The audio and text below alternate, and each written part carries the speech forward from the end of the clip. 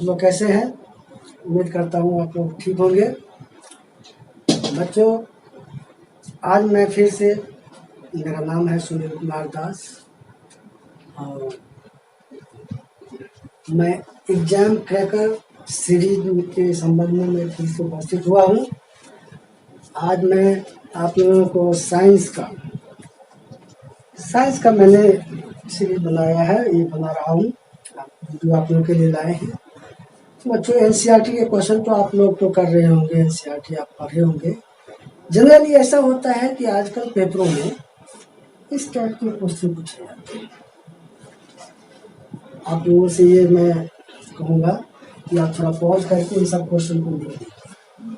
General question तो सब आप चैप्टर पढ़ रहे होंगे, और वैसे मेरा पिछले एक चैप्टर पर भी मैंने वीडियो बना रखा है, पुराना वीडियो है, उसमें भी आप देख सकते हैं। ये स्पेशली मैंने एग्जाम पर्पज से आप लोगों के लिए वीडियो बना रहा हूँ, क्योंकि इस टाइप के क्वेश्चन पेपर में जो आते हैं तो बच्चे थोड़ा कंफ्यूज हो जाते हैं, आप लोगों को थोड़ा परेशानी होती है कि कैसे करें इसको। ठीक है, तो इसी को मद्देनजर रखते हुए मैंने कुछ इस टाइप के क्वेश्चन लिया है, क्योंकि मैं अपने 25 इयर्स के अनुभव में, एक्सपीरियंस में मैंने देखा है कि इन पेपरों में आजकल जो ट्रेंड आ गया है कि इनडायरेक्ट क्वेश्चन ज़्यादा आते हैं और इस तरह के क्वेश्चन होते हैं, तो बहुत बच्चों को, आप लोगों को इसमें थोड़ा सा परेशानी होती है कि कैसे करूँ, नहीं समझ पाते हैं या उसको करने में दिक्कत होती है। तो इसी को ध्यान में रखते हुए हमने ये सीरीज शुरू किया है। बच्चे, हमने मैथ और साइंस दोनों का ये एग्जाम क्रैकर सीरीज के नाम से मैं चला रहा हूँ। मैं चैप्टर एनसीईआरटी का नहीं करा रहा, मैं बस वही क्वेश्चन डील करूँगा जो पेपरों के लिए आवश्यक है। और अगर आप लोग ये एनसीईआरटी चैप्टर के साथ साथ अगर ये क्वेश्चन भी थोड़ा कर लेते हैं तो हमको पूरा उम्मीद है कि आप लोगों को पेपर में बहुत ही हेल्प मिलेगा। ठीक है, तो बच्चों थोड़ा वीडियो पॉज करके आप लोग इसको थोड़ा नोट कर लीजिए और मैं अब ये शुरू करने जा रहा हूँ। ठीक है, अब देखिए, पहला क्वेश्चन एक एग्जाम्पल के तौर पर दिया हूँ कि balance the following chemical equation. मैं अपने चैप्टर वीडियो में भी ये करा रखा है कि कैसे बैलेंस करते हैं। तो मैंने कुछ दो इम्पोर्टेंट इक्वेशन लिया है जो अक्सर पेपर में ये आते रहते हैं। वैसे तो बहुत सारे इक्वेशंस हैं, प्रैक्टिस के लिए बुक में भी है, आप कर सकते हैं, लेकिन इन दो इक्वेशन को मैंने इसलिए चुना है कि ये दोनों इम्पोर्टेंट है, अक्सर आते हैं। दूसरा है a compound X on decomposition form a compound Y Z gas with brown fumes and oxygen gas. Identify X, Y and Z. Write balance chemical equation. तीसरा क्वेश्चन हमने लिया है, ये भी आप लोगों के बहुत इंपॉर्टेंट है। ये है कि justify respiration is considered exothermic reaction. ये रिएक्शन पूछते हैं।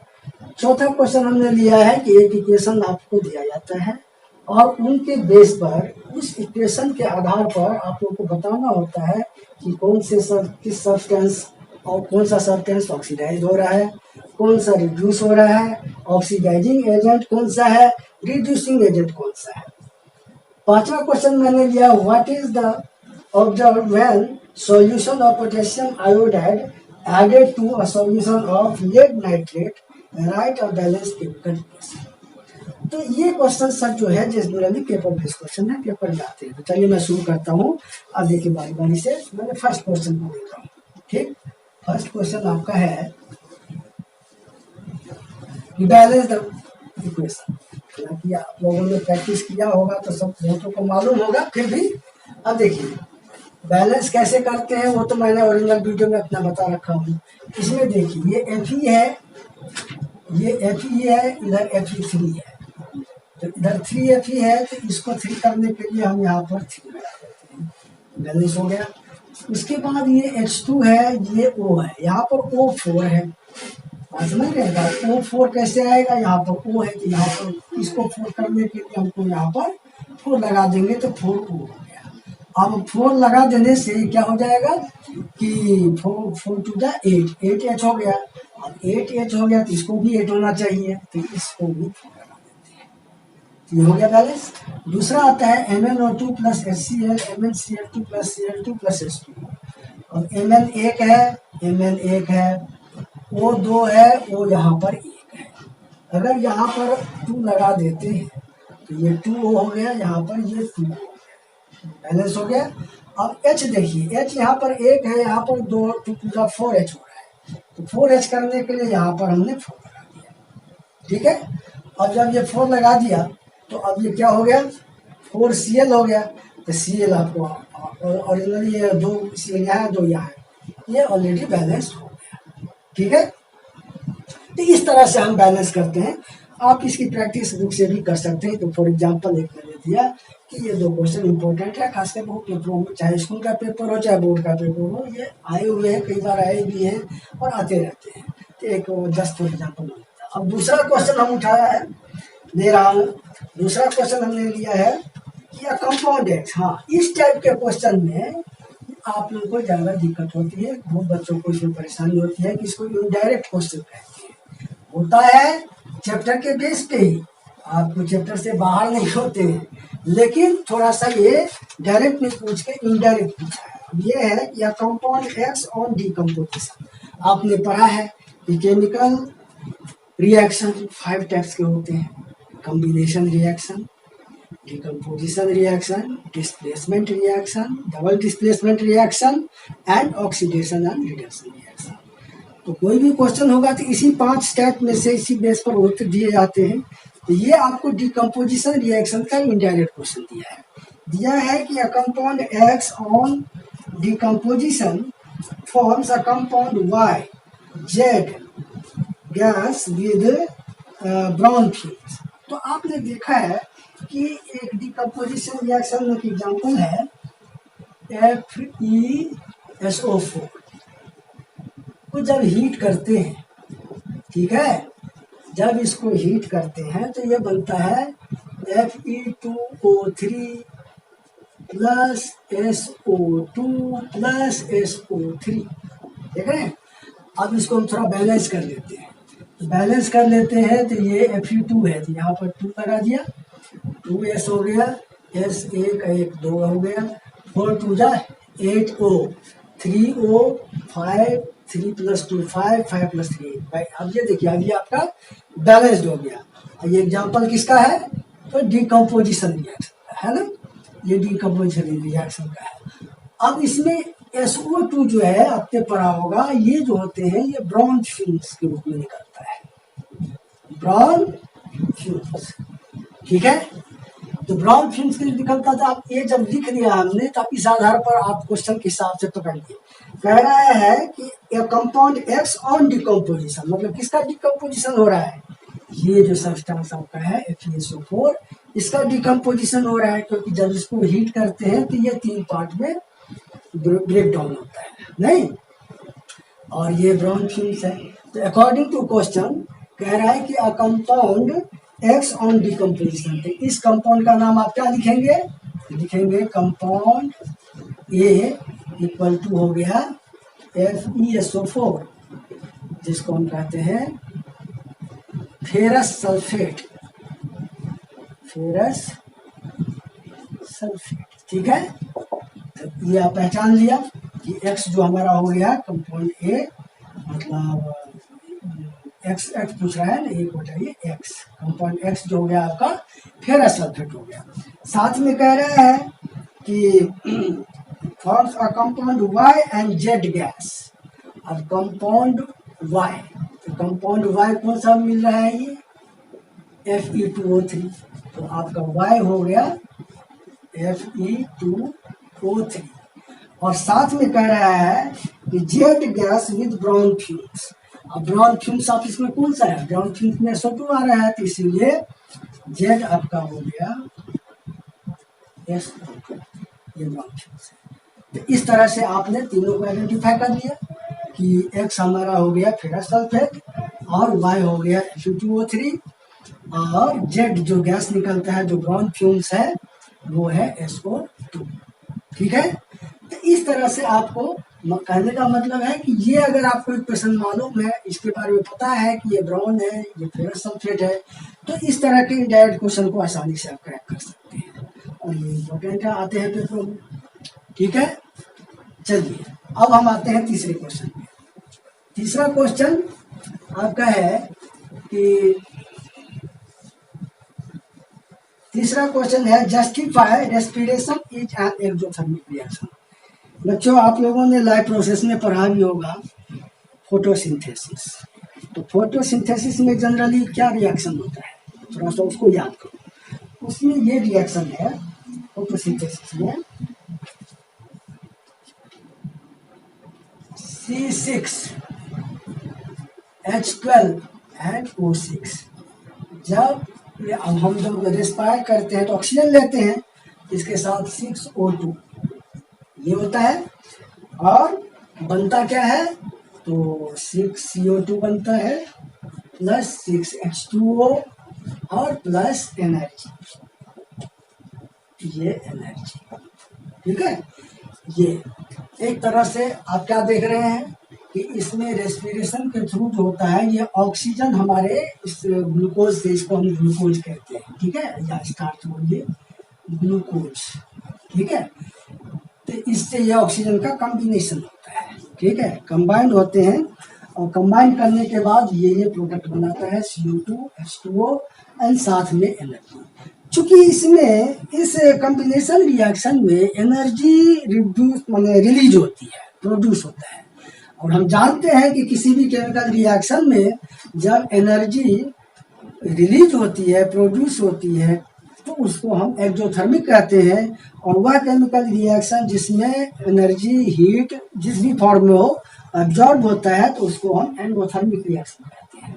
तो आपको यही बताना है कि ये एक्सोथर्मिक कैसे है।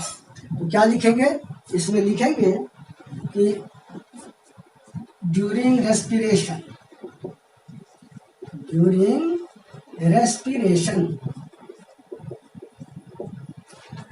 Carbohydrate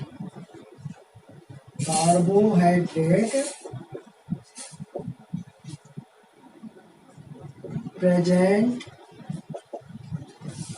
in food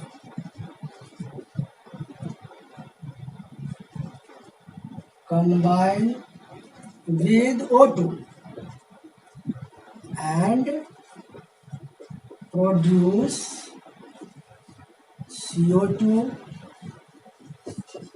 H2O and energy. ठीक है, एनर्जी प्रोड्यूस होती है।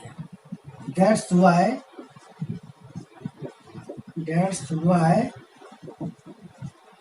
respiration is considered as exothermic reaction.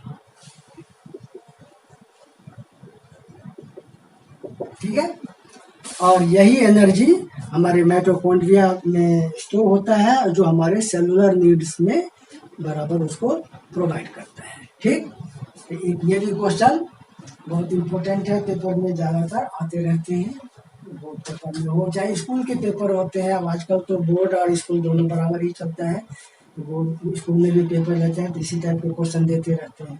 ठीक है, तो इसको अगर आप तैयार कर लोगे तो आपको फिर कोई दिक्कत नहीं होगा। मेन क्वेश्चन के साथ साथ अगर ये क्वेश्चन सभी आप तैयार कर लोगे तो आपको प्रॉब्लम नहीं होगी पेपर। ठीक है, अब आते हैं, ये हो गया तीसरा क्वेश्चन। अब हम आते हैं कि एक ये क्वेश्चन भी बहुत इंपॉर्टेंट है।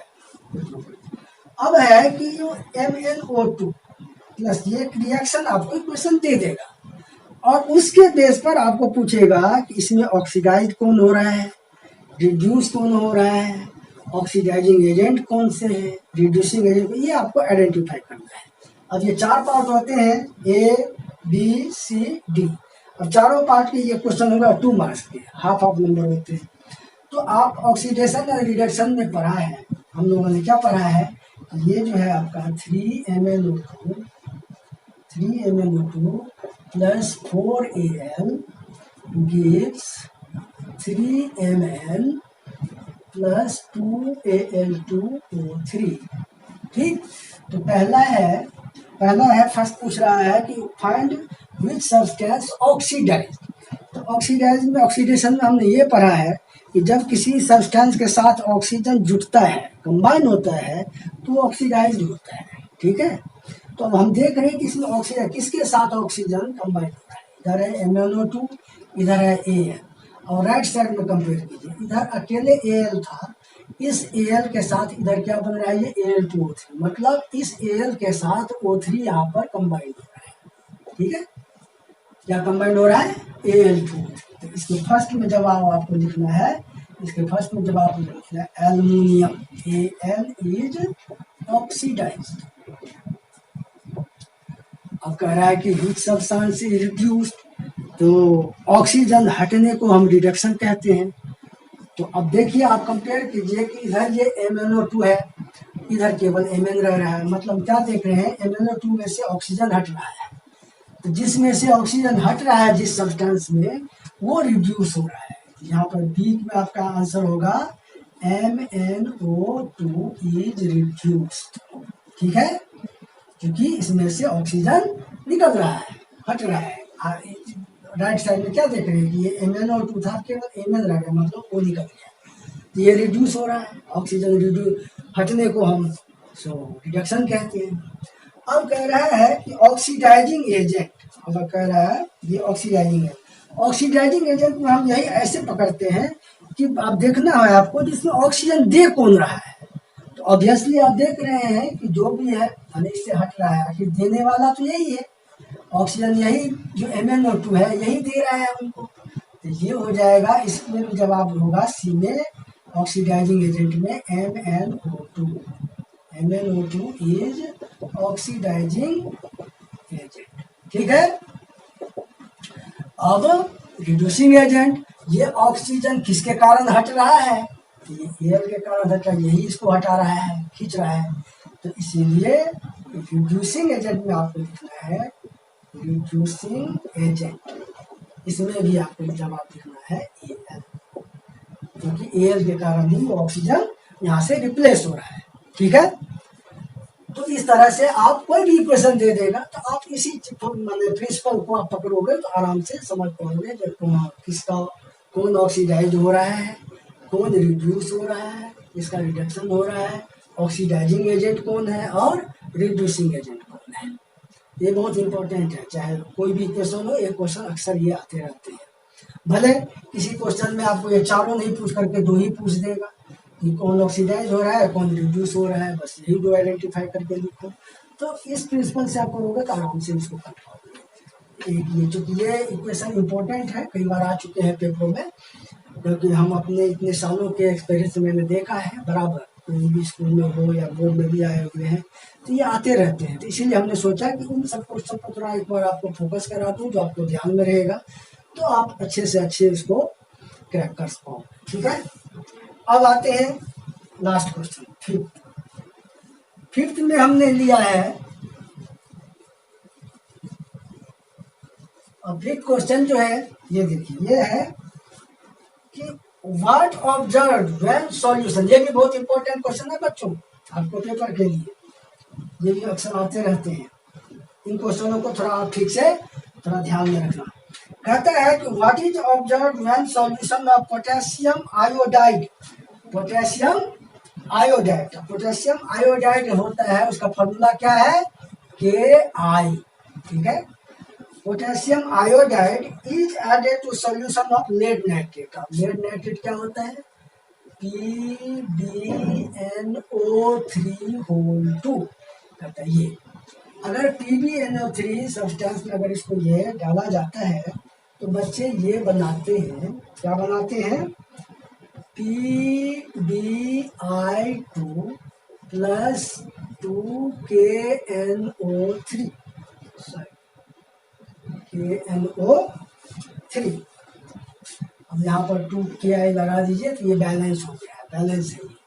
ठीक है, अब आप इसको देखना है ये कौन सा रिएक्शन है, थोड़ा ध्यान करिए, आपने पढ़ा होगा double displacement reaction, double displacement reaction का एग्जांपल है, लेकिन बहुत इंपॉर्टेंट है, समझ गए।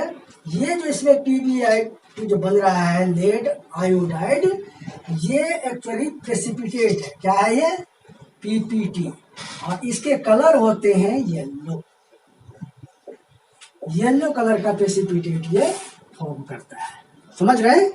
तो इस तरह से आपको, और इसमें जैसे प्रेसिपिटेशन में और है, जैसे सिल्वर नाइट्रेट के साथ NaCl का रिएक्शन होता है, या बेरियम सल्फेट के साथ रिएक्शन NaCl का होता है, तो उन सब में वाइट प्रेसिपिटेट बनता है। ठीक है, तो ये आपको ध्यान रखना है। और एक चीज और, मैग्नीशियम को जब बर्न करते हैं, ये बता सकते हैं आप MgO का कलर क्या होता है? ये मैग्नीशियम ऑक्साइड, जब मैग्नीशियम को बर्न करते हैं तो मैग्नीशियम ऑक्साइड बनाता है। और अक्सर ये कलर के बेस पर क्वेश्चन पूछ देते हैं, तो बच्चों को नहीं मालूम रहता है ध्यान से। मैग्नीशियम ऑक्साइड जो होते हैं व्हाइट पाउडर होता है, व्हाइट पाउडर होता है।